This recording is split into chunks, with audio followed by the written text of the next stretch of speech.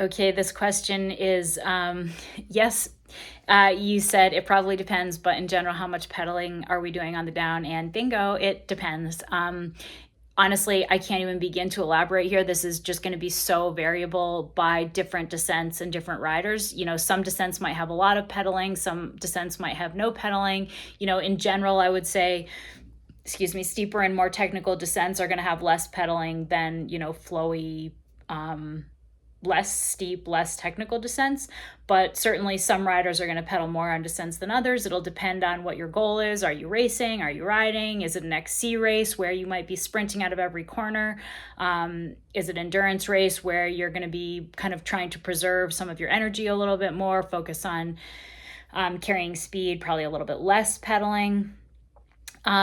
Here's one point that may be helpful is that if you are sitting down, you should be pedaling. Meaning, if the terrain is low key enough that you can sit on the seat, you should be pedaling. If you cannot sit on the seat, then you should be standing and probably not pedaling, unless it's like a short pitch or technical section that you need to burst through and you're going to be standing, pedaling out of the saddle. I will add, this is a personal pet peeve of mine when I see people sitting on the seat, not pedaling on a descent. It's a very lazy way to ride, and at worst, it's unsafe. You're not in a position to absorb anything. You're not attacking the terrain. It's very easy to be thrown from the bike that way. If you can sit on a you can sit on the seat on a descent, you should be pedaling.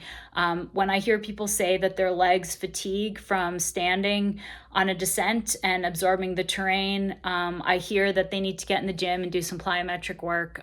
Your legs should be able to stand and descend without fatiguing, without that kind of limiting your ability to stand on really anything but the longest descents. So, maybe that provides a little bit of guidance. If the terrain allows you to sit on the seat, you should be pedaling.